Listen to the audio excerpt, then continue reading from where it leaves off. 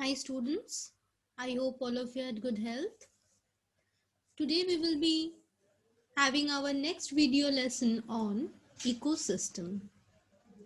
Now, ecosystem, this word that has two parts, eco and system. Now, eco students means environment and system means a particular interaction which is going on within this environment. Now, we will be having a look into these different components, their ecological role in the environment, and how these components interact with each other in the environment. This is the basic things which we will be learning in this topic, ecosystem. Now, ecosystem means it is the structural and functional unit of the biosphere, which consists of community of living organism and the physical environment, both interacting and exchanging material between them. Suppose you take a particular locality in your place where you live. Suppose you take your own home environment only. What do you see around you? You see few plants or trees around you. You find yourself.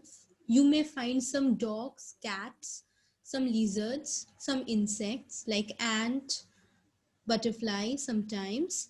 All these things you will be getting in your own place. Now, if you observe properly, all of them are interacting with each other, right? Similarly, if you follow this thing also, you are continuously respiring, means you are continuously breathing, taking in oxygen and just giving out carbon dioxide. That means we require the living components in the environment like dog, cats, which you see around you, like you yourself, the lizard, the ants and so on. But at the same time, you require uh, this you require this thing also. You require this thing also, that is carbon dioxide. You require oxygen, like you require oxygen for respiration, and plants require carbon dioxide for photosynthesis. Again, plant just liberate this oxygen as the byproduct during photosynthesis, and you liberate this carbon dioxide as the byproduct of respiration. Now, all this material, be it living, be it non-living, all are interacting with each other, and together they are forming a system within the environment. If you try to remove also one of the component from this place, you will see it is not possible. So from here we can conclude that ecosystem is the structural and functional unit of biosphere. That means biosphere means the entire ecological environment where the community of living organism, that means be it the plant which is photosynthesizing, be it the herbivore which is eating the plant, be it the carnivore which is eating the herbivore again, be it the omnivore like us, all are interacting with each other, and also at the same time we all require non-living components like the carbon dioxide and oxygen. I'm just speaking about this two things. That doesn't mean that these two things are only the non-living component. There are many more components at the same time, students, which we will be learning, but mainly these two components I am talking about because it is easier to understand, that is why. So these components are required in the environment, and together they are helping each other and rather the entire ecosystem to survive. So this is what we will be learning today.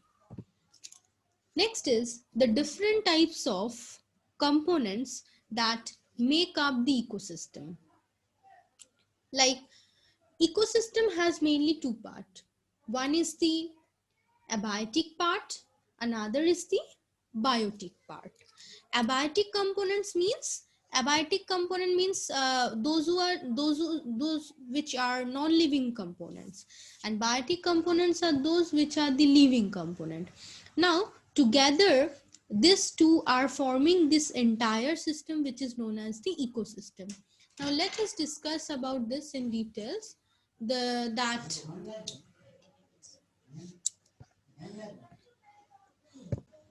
Now, these abiotic components are like climatic factor. Like it may be rain, it may be light, it is wind, it is temperature. Okay. Apart from this, we have soil, pH, mineral topography. So these are the things that influences the living components of the environment. Like if you go in a desert region, you will find the diversity of living organism is very less.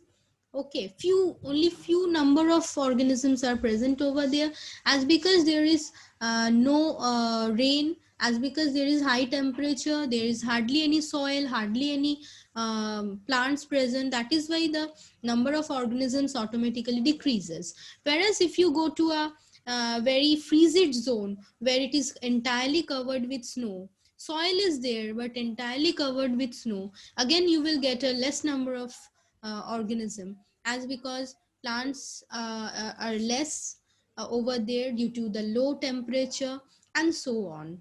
Whereas if you go to a forest ecosystem, you will find due to ample amount of rain, light, wind, and adequate amount or optimum amount of temperature, it completely holds a great number of vegetation, and as a result what happens, the animal species are much more or higher in number over there.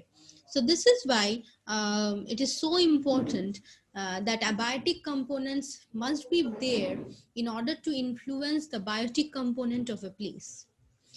Again, just have a look at this biotic component. There are different types of biotic component like producer, consumer, decomposers, and so on.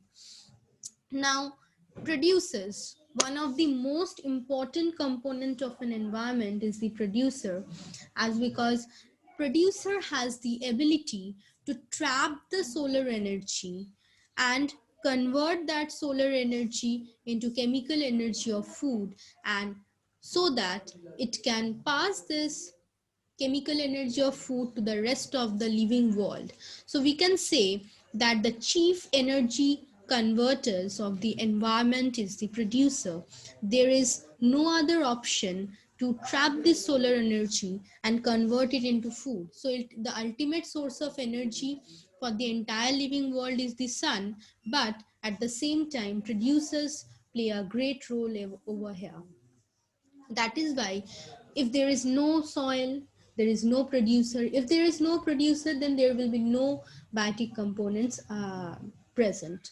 And at the same time, if soil, temperature, rain, and everything is at a ideal composition, then there will be adequate amount of vegetation, that is producers, which will be producing ample amount of food, and as a result it will again influence the rest of the biotic components which are present over there.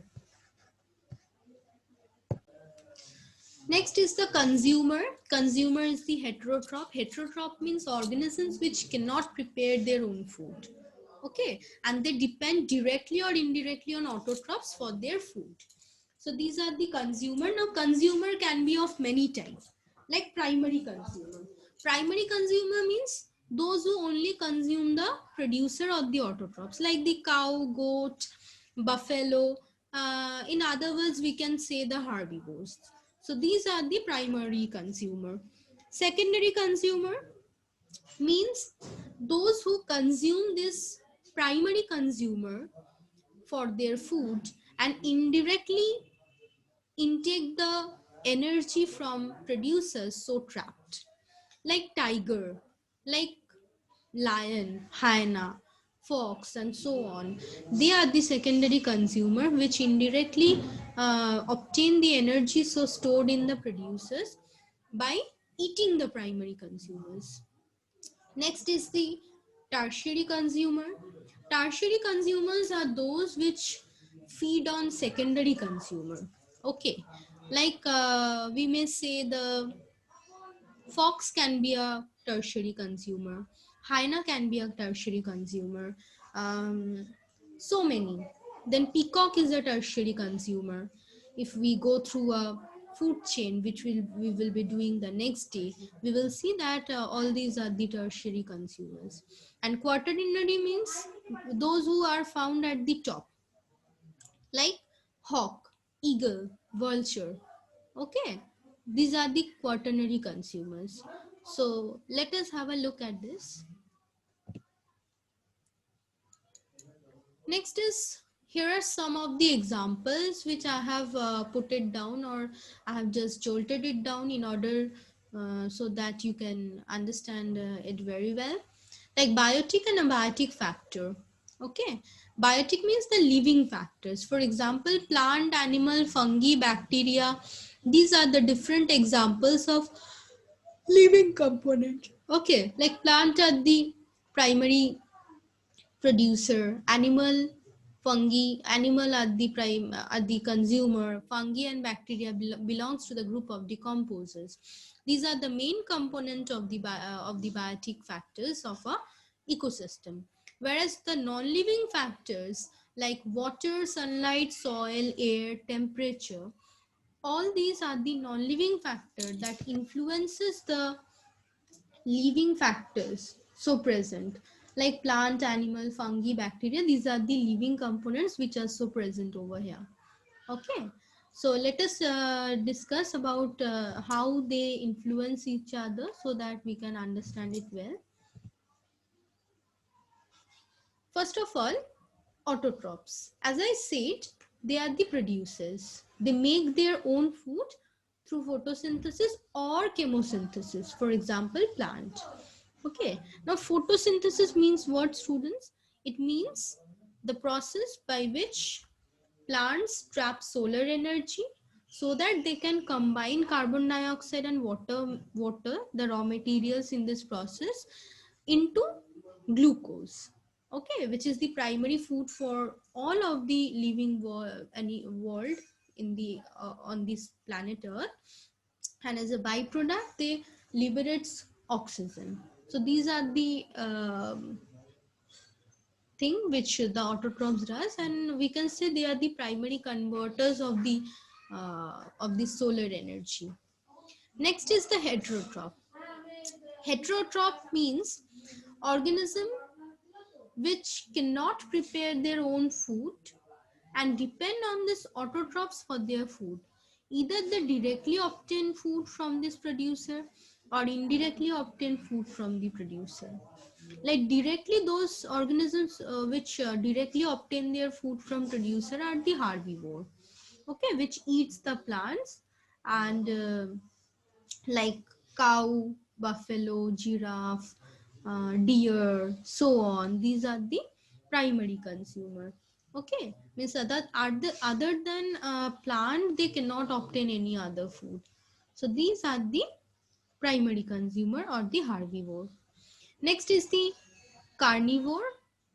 Carnivore or the secondary consumer are those which obtain their energy by indirectly consuming the plant.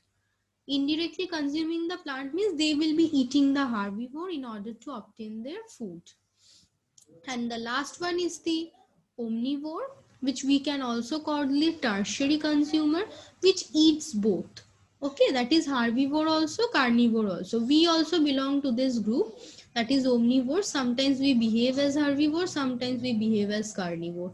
Both we can do at the same time, and therefore we are omnivore. Apart from us, we have bear, which is also omnivore. If you all remember, bear at the same time when it uh, have fish, at the same time it can have some honey and fruits also, so that it can survive. Next is detritivore and decomposer. There is a very hairline difference between detritivore and decomposer, students. Detritivore and decomposer both play a very great role in decomposing organisms, rather dead organisms body, so that they can recycle the entire organic material so locked in their body in the entire environment. Okay, like detritivore, they are organisms that feed on animal remains and dead materials like crabs, earthworms. Okay, now detritivore, remember students, detritivore means those organisms which is visible to our naked eye. Like earthworm crab, what happens, if you have ever seen the Discovery Channel, you will see that after the tiger eats a deer, what happens, the dead remains, so rather few flesh leaves behind, they leave behind, and what happened, they remain stuck to the bones of the dead animal. Then hyena or some other detritivores like crabs, earthworm, they come and they just eat those flesh. Okay, and after eating those flesh, what happens, the entire skeleton framework remains back, which slowly mixes with soil. Actually, it is not mixing with soil, students. What happens, the decomposers come slowly but steadily, they break down this organic remains so present in the bones of this animal and return the entire thing back to the environment. And this way decomposers work. So this way, detritivore and decomposer, there is a hairline difference between them, but both play a very important role in this biogeochemical cycle. That means the decomposition cycle, and after breaking down the dead remains of plant and animal, they simply return it back to the environment so that the plants can again uptake it from the soil and again prepare some new things, and again the things will be passed on to the next tropic levels or the next feeding layers. Next is students, the abiotic component. Okay, now abiotic components are those like air. Okay, we will be learning this thing now, that how the different abiotic components play a great role in the environment. Like air, first we will be discussing about air. Okay, now air is one of the vital component, which is component of the environment. And air is a mixture, it consists of different types of gases like oxygen, carbon dioxide, nitrogen, other gases, inert gases, so on. But mainly I am discussing over here with the gases oxygen, carbon dioxide and nitrogen, because they are mostly they mostly play a important role in the life of organism. Like oxygen, it is very much required for respiration. We know that respiration means it is the breaking down of complex food material into simpler ones, so that body cells can simply break down the food material, and by breaking down that complex food material, our body cells will be able to produce adenosine triphosphate as the cell energy. And the both thing applies to plant and animal. Okay, so in order to perform this function, oxygen is one of the vital element that is required. Next is carbon dioxide, one of the important compound which is required for photosynthesis. We know that plants can utilize the solar energy for combining this carbon dioxide so obtained from air and water so obtained from the soil. It will be combined together and they will be forming glucose as the food. Okay, and oxygen will be liberated as the byproduct, which is again required for what, for photosynthesis. That means respiration and photosynthesis, as you can see students, the first and second point, they are simply a vice versa technique, where they are simply producing these gases and they are performing this thing. Next is nitrogen. Nitrogen is required for growth of the organism. Okay, like the components like DNA, protein, which is found in the cells, are simply made up of nitrogen. Okay, one of the vital component for that is nitrogen. That is why if nitrogen is deficient in the soil, the plants will not be able to grow properly. If plants cannot grow properly, then animals will also not grow properly, as because plants, the nutrients so stored in the plant is only passed on to the next animal species. That is why growth will be hindered. Next is wind. Wind plays a very vital role in pollination and seed dispersal. As you can see, students, two picture I have stuck over here. The first picture shows the phenomena of pollination. Pollination means what, students? It is simply the dispersal of, rather it is the transfer of pollen grain, that is the male part, okay, from the anther to the stigma, that is the female part, so that it can fuse with the egg nucleus and produce the zygote, which will ultimately form the new seedling. So that is why pollination is very much required, and wind is one of the component that helps in pollination in very lightweight pollen grain containing plants like maize is one of the very good example for this pollination. Then dandelion, okay. Next is dispersal of seed. The right hand side picture shows the dispersal of seed. Sometimes some of the seed bears this hair like structures like this, especially in case of cotton we can see this. Now this when the seed, when the fruit gets completely ripened up, then it simply bursts and it liberates this seed which consists of the this hanging wings like this, okay, and it will be dispersed in the air, and that is why it helps in dispersal of seed this way. Next is the soil. Soil is one of the important component that consists of various kind of organic material. As I said you students, the detritivores and decomposers, after decomposition of the body of organism, what happens, they returns back this what to say, this locked up nutrients back into the soil. Why into the soil? Because soil is a completely mixture of this organic matter, which will again support other plants to grow well. Okay, so soil is one of the important component. If soil is not present in an area, then vegetation will not be very good. Like in case of desert, since soil is not there, so vegetation is poor. As because vegetation is poor, so animal species also be poor. Okay, so soil is one of the important component that support plant growth. Next is sunlight. Sunlight, as I said, it is necessary for plants to perform photosynthesis, one of the vital phenomena. Okay, and also some of the animals regulate or act accordingly based on the availability of sunlight. Like some of the animals are diurnal. Diurnal means who just roam about in the morning and obtain their food, like giraffe. All these animals are generally diurnal. They just move out of their place early in the morning. As soon as they just see the sunlight is available, that is sunrise is occurring, they will go out, they will obtain food, and as soon as the sun sets, that is at dawn, that is at dusk, they will simply return back to their home, and they will not move here and there, they will not move out. Whereas some of the animals, like this picture shows a nocturnal animal. Apart from this nocturnal bird is also there, like owl and all this, which generally just come out in the at the night time. As soon as the sun sets, that is at dusk, they simply roam here and there, they obtain their food, and then at the early morning they just return back to their shelters. Okay, so this way sunlight also influences the animal species of a place.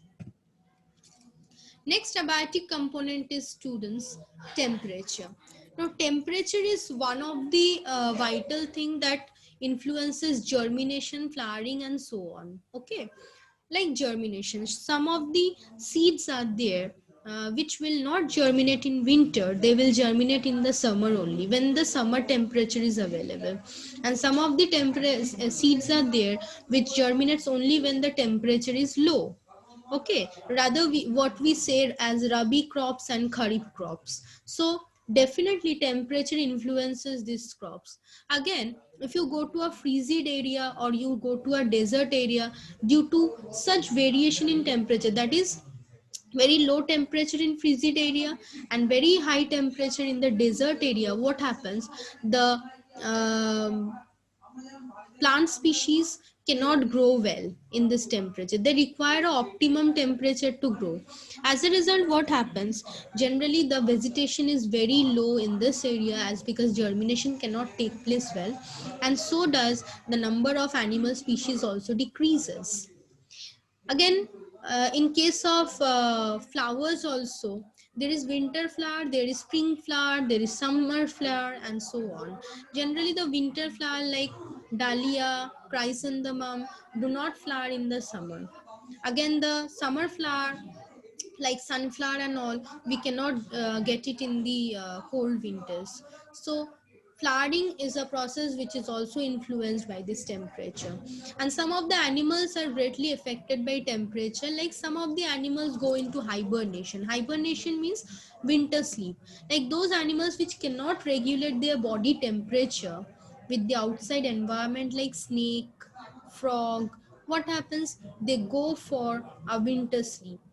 They simply reduce their body activity to a very minimal level so that they it can serve, just they can survive at that level. They say it's their body's internal metabolism, and they simply go off to sleep. Again, in the coming spring or the next spring, they again rise up, their metabolic activity increases, and they can be seen here and there. So this way temperature influences animal species also. Again, if you go to a frigid region, you will see that polar bear and all these animals have a very thick fur in order to protect themselves. Again, when you come to a desert area, you will see animals with a very thin fur, but they have places to store their water. Okay, like the hump of a camel, it helps in storing the excess fat and food also whenever there will be scarcity in that case. Okay, next is humidity.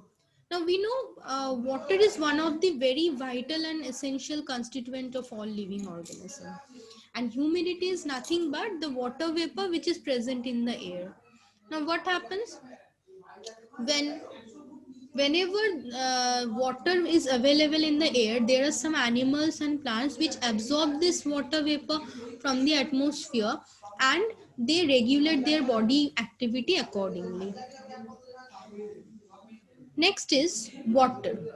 It is important to carry out water various metabolic activity in the living organism, and it influences climate of a place and distribution of flora and fauna also. Like the place where rainfall is high, definitely the plant species, that is the flora species, will be high over there, and so does the fauna species also. Like if you have a look at the Amazon forest, if you have a look at the Congo Basin where we get the rainforest, the diversity of plant and animal species both are high over there. Why? Because the rainfall is very high over there. Whereas if you go to a desert region like Thar Desert, so Sahara Desert, or the uh, various kind of deserts that we get around the world, we will see due to very less or scanty rainfall, hardly there is any flora species, and so does the number of fauna species also decreases. Okay, this way all these things are influenced. So this is another slide which shows that soil is one of the important component which is required for germination of a plant species. Over here, it is seen that this organic manure which we are adding, it will also be added onto the soil so that it get mixed, and it can easily help the plant to grow and germinate, because soil consists of all the important and vital organic constituents. So this way, how the plant and animal species interact with each other to form a system which is known as the ecosystem. Okay, apart from this, we will be learning the other kind of interactions also, then like food chain, food web, and so on, that is formed by this living organisms so staying in an area. And we will be also learning about the different forest which is found all around us, okay, in our next video lesson.